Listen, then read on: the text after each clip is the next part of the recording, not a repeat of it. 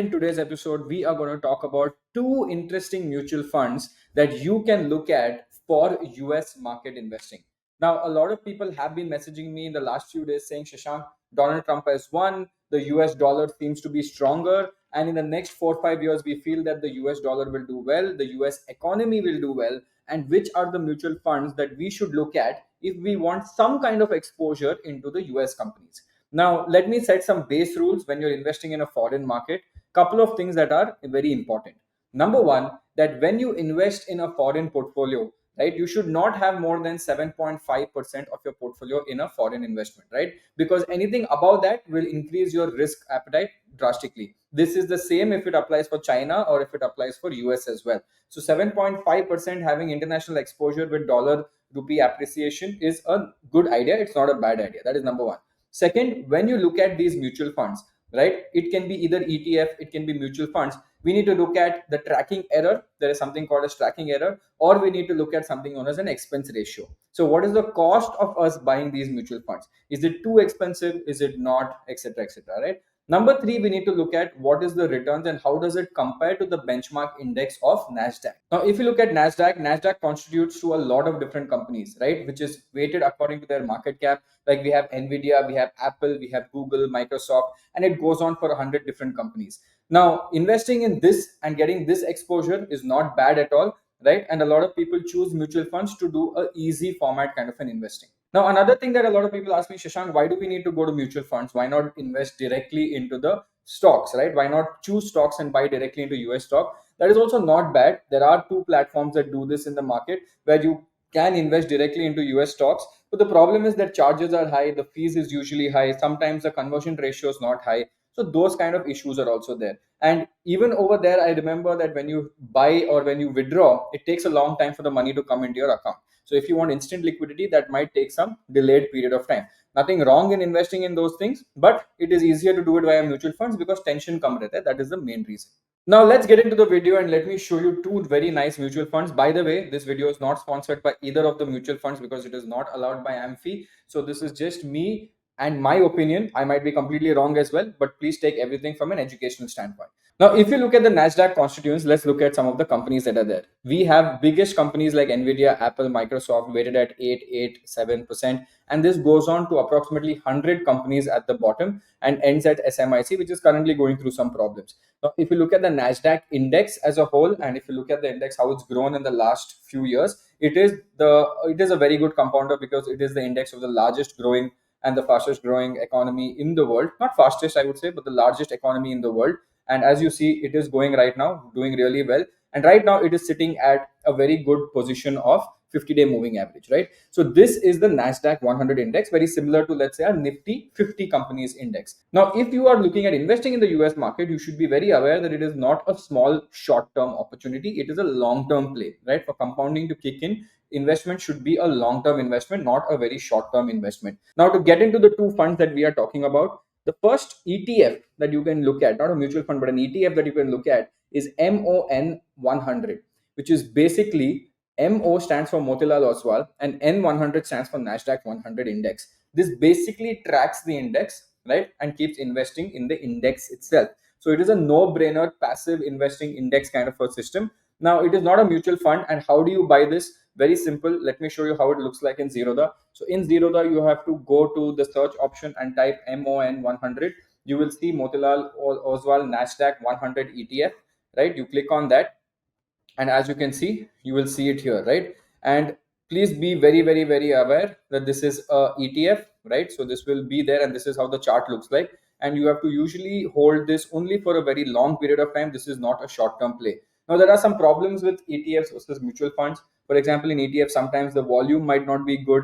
The volume might be decent, right? So you might not be able to sell it at very attractive rates. Sometimes that is also a problem. So small things like that also happen with ETFs. But if you say that, Shashank, I don't want ETF, can I invest in the same thing, let's say in a mutual fund? Then you can definitely go to Coin by Zerodha and you can go there and search for NASDAQ 100 and you will see the Motilal Oswal NASDAQ 100 fund of fund. This also obviously has done well. Don't look at 1 year CAGR because we are a compounding people. We will look at 5-year CAGR. It says 24% is the 5-year CAGR. Very important to look at is the expense ratio. Because it is a passively tracked fund, the expense ratio is 0.24. quite low, right?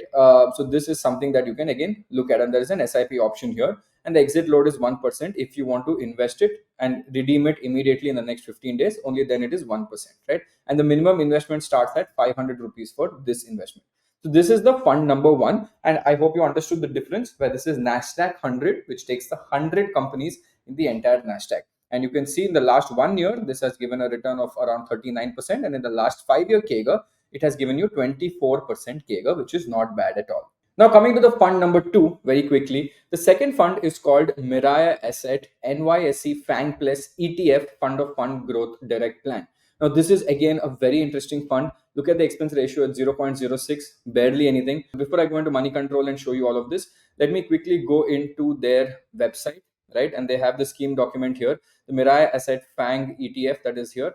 Now, you will get all the information of this company, open-ended scheme. You can buy it directly from the National Stock Exchange, right? So let me show you how to do that as well. First, you go to Zerodha, and then you click on, just search for FANG, and you will see the Mirai Asset NYSE FANG Plus, which is there on BSE and which is there on NSE, right? So if you click on buy, you can see it here that the NAV is currently around 111, right? Let me do FANG again, and you can check the FANG Plus here. That is also pretty much available at 92 over here. Right, so there are multiple ways to do this, and you can check it out from their website. As I said, you can even click on this listing here. You can check the symbol here. It is called MAFANG that I just showed you. That is there on NSE and BSE. This is the symbol. So these are easy ways to look at it. Now, that is how to buy this, right? Now let's look at what does this actually have and what are FANG companies. So we will go into the scheme document of this, the PPT, the product document that they launched in 2023. Now in 2023, they had this theory, which was last year, that we will invest in the FANG companies only of New York Stock Exchange, and we will look at the top companies that are doing really well from a global innovation leader standpoint, which is your Meta, your Amazon, Apple, Netflix, Google. So many other companies are there, and they said we will take maximum allocation in these companies because these are companies that are fast growing companies. And again, we understood all of that, but for that I need to believe whether the returns are good or bad. So before that, let's look at their current allocation as of this month end. So if you look at their portfolio statement as of October 31st, 2024, you will see that their highest allocation is in Nvidia, which is around 11% of net assets, percentage to net assets. They also have something called CrowdStrike, which is a system software provider. They have Netflix, Alphabet, Meta, Broadcom, ServiceNow, Apple, Amazon, Microsoft. Now you see that it seems very similar to the NASDAQ 100, but they don't have the remaining, massive companies that are there below. And most of their holdings, which is quite concentrated, is just sitting on these companies, right? Now also it poses a risk because this is highly concentrated. So it is a highly risky asset. It is not something that is not risky because it is highly concentrated. But like tomorrow, if Nvidia starts correcting or Nvidia starts going down, this will pose a big threat to you as well. So those are the small things that can create an issue. But if you look at the performance, let's go back to their website because everything is there usually on the website itself according to rules.